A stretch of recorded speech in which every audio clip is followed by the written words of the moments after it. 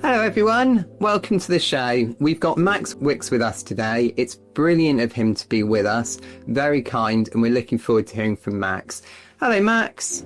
Hi, how are you? Brilliant. It's great to see you, Max. It's so kind of you to come along and join us. So the first thing I wanted to ask you is, how did you get where you are today?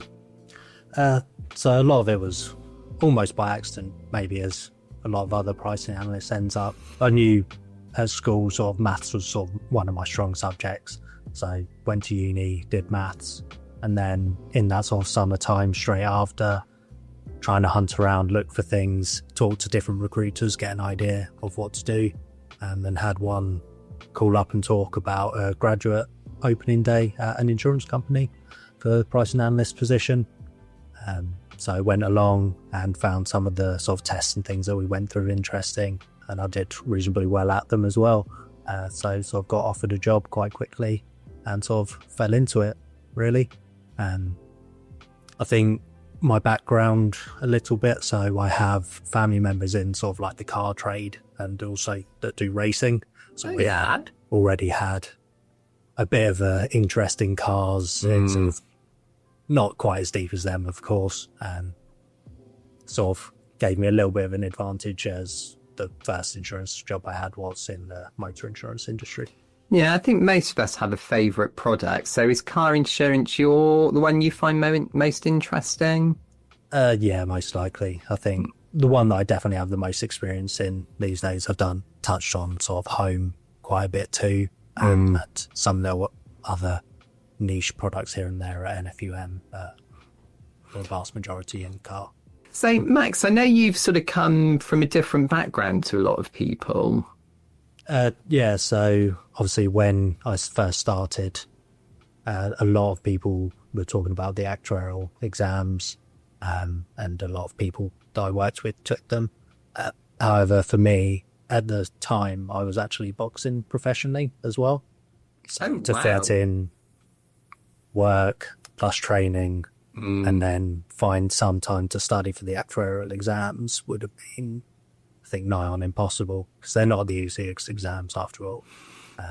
So rather than taking those, I still managed to do some sort of data sciencey kind of studying here and there, but it wasn't quite as much of a rush, and I could do some more application of that on the job.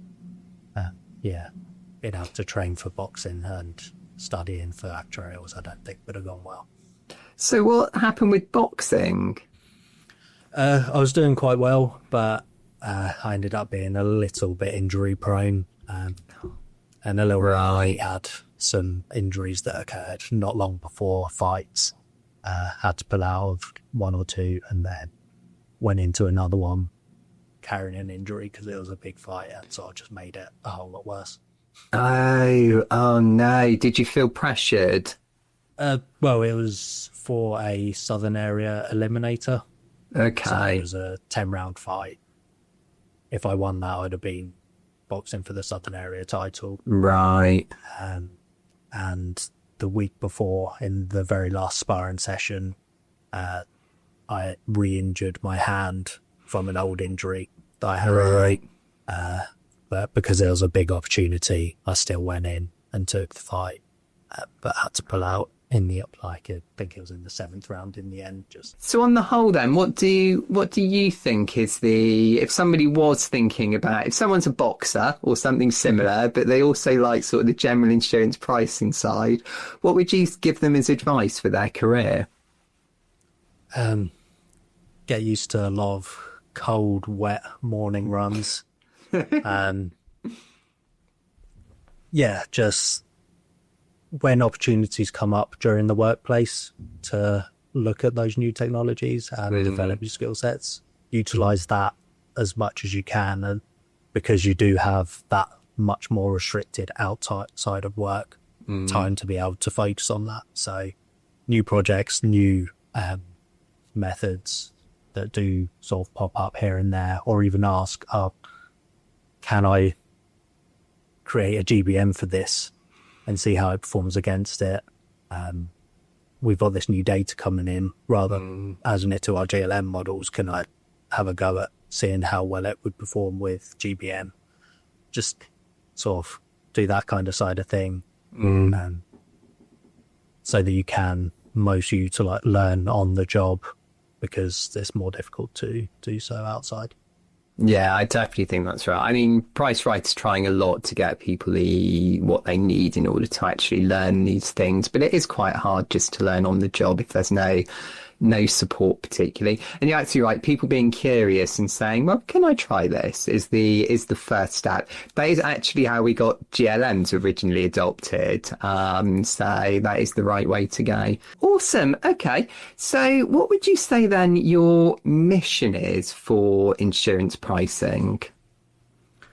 So at the moment, it's a lot of sort of working on moving over from GLMs to the GBM side, sort of just improving that efficiency, not having to sit there, fit every factor, can create some more models, test more data, just so much faster, just getting it out, getting it done, automate, as well as having similar levels or better levels of accuracy with the price. And what would you say is sort of the biggest reluctance? What's kind of the barrier to people making that switch over?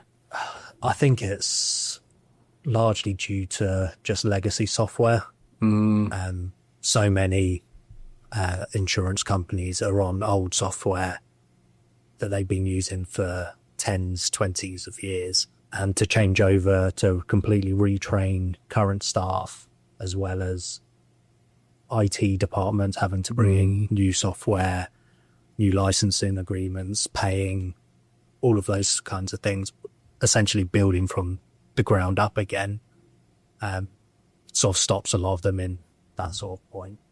Yeah, I think that's definitely right.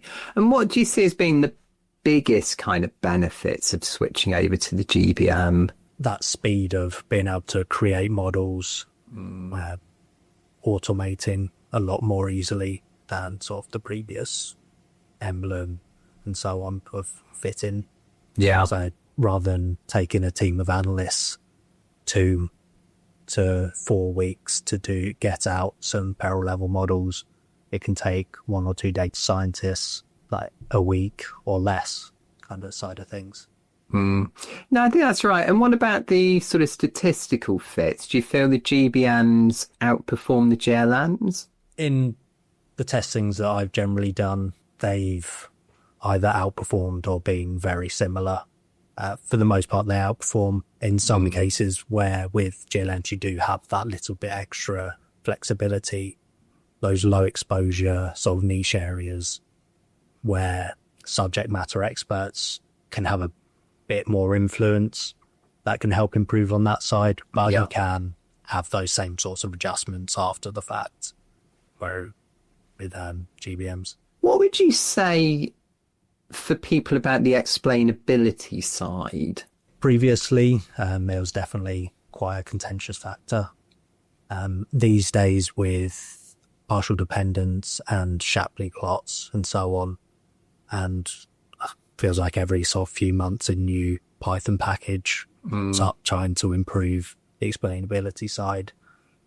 It's not perfect and it'll never be as completely crystal clear as a GLM, because of for each level of the tree there will be some interaction, but it's so much better than it was and you can still get those general trends. Yeah, I think there's a tendency to think about the explainability in terms of comparing it to how did we explain GLMs, but really it's quite different. It's just as explainable, but in a different way. And to be honest, GLM isn't necessarily the gold standard. I think we've all seen times where the linear predictor's going in a different way to the one way. So straight away, that's quite hard to explain in a GLM, isn't it? Because you're going to start talking about the correlations and the things going on in other factors and crossings over in the exposure. So to be honest, it's not, we all got used to, after a long time of working with GLMs, of being able to explain them. And I don't think it's necessarily something intrinsic there. It's something that we all learn a skill to actually do, because you certainly can get linear predictors that are a different shape to the one way. I mean, one of the things for me is that explanations should be narrative, narrative based and evidence based, and you can certainly still do that with a GBM in a similar way to the GLM. You touched on as well, there are some perils and situations where I do think the GLM still is probably a good tool. I don't think it's an either or thing. I think they both fill different needs in different ways. What advice then would you give to people that are thinking about kind of testing the GBM and they've got sort of the problems you mentioned, like there's a skills gap or there's a sort of concern over the IT side and things like that? What advice would you give to people? Yeah, I think it's a lot of newer faces within businesses or like coming straight out of uni will have started learning this stuff already. So allowing them to explore more freely and just sort of taking the leap. Once you sort of having a go, it becomes a lot less daunting than it seems. I imagine when they first started using things like Emblem, when their senior analysts loaded it up in front of them, they were probably a bit scared too.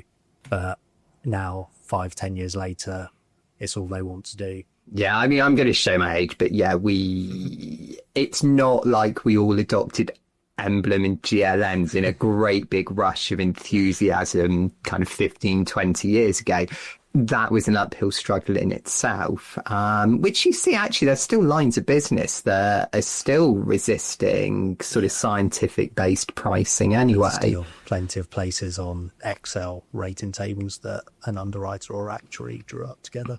Yeah, definitely. So it's sort of a continuum and it's a journey that people are on and different lines of business are in different places. But no, absolutely. I can remember showing people GLMs and being sort of given a hard time about it because people didn't understand it then. And in fact, having just very similar questions of, well, can you explain that to me? That doesn't match up to the one way actually, or it's the one way steeper than that. Why you're not charging people enough and things. So not dissimilar conversation. And in fact, it's not like we also didn't have conversations about how prices had moved in ways that would not have matched up to the, dare I say, bias or kind of assumptions made about how the prices will move. And I'm going to remember one conversation now that was to do with a rated area where I was asked to move a postcode, a very specific postcode. Bear in mind, there's 1.6 million, just because the particular person knew that postcode and felt that it was higher risk. So could we put it in a different higher band? And, like knowing a postcode as a person and understanding how that is relative to 1.6 million other postcodes is not a very easily done thing. No. So what do you see as your kind of vision for the future? Where do you want us to go, or where do you want yourself to go in pricing? Just sort of getting it more into that data science, software engineering almost level of skill. I think the level of some of the data science within pricing teams is slowly catching up to that we would have seen in the just general technology industry. Yeah. So like places like Google and Facebook and things like that. Obviously they've had world-class data sciences creating things for them for a long time. And their tools are slowly making its way out to the wider industries as well. So yeah, just that thing of being able to be so much more rapid with deploying new models, testing new data, things like that, rather than having sort of 6 month to year long test or remodeling cycles. And of some places it's even much longer than say a year as they review their rates outside of just small adjustments based on underwriting input just every sort of couple of years. But with the GBMs and not needing to take 2 to 3 months to recreate a price and just build upon what you already have, I think that would be a good place for the industry to move towards. Yeah, I think that's right. Getting more of the rapidity, and I think bringing together lots of skills, because I do understand the kind of concern with areas like large losses that are quite hard to understand statistically. Then on the other side, areas like in car sort of third party damage, cars are kind of cars. Then we know a lot. We've got a lot of data and information about those that we can understand and model. And you're absolutely right, being rapid, getting to market, getting out with good analysis and getting it deployed in a much more rapid way does make a lot of sense. Is there anything you'd like to add? So outside of the areas we've talked about. I think one thing that I do notice sometimes is how far having a good sort of common sense works within the actual modelling space. Yeah. I think it's underestimated a lot of just having a little bit of a subject knowledge of seeing something that doesn't feel quite right, I think. And it's as we move towards the data science side of things and GBMs and further into more niche data and more enrichment, we can sometimes lose that bit of, does this look right? Yeah, I definitely think that's fair. I think domain knowledge is a little bit underrated, actually. So I'm not saying everyone needs to be sort of a car enthusiast or a builder or whatever to do these things, but knowing about what you're insuring does make a lot of difference. Even on the side of like data reconciliation of seeing, or just like the validation of models, seeing if something completely goes against what you would expect can help a lot, and possibly you find some data errors within there that you may not have picked up on had you not had that domain knowledge. Brilliant. All right, Max. Well, it's really kind of you to come in to be on the show today. It's been really good catching up. It's nice to see you as well, and I'm glad things are going well. So if people want to get in contact with anything, how should they drop you a line? They can find me obviously I'm on LinkedIn. Great. Thanks so much for coming on the show today, and we'll thanks a lot. Have a good rest of your day. Thank you. And you. Cool. Cheers. Thanks. Bye.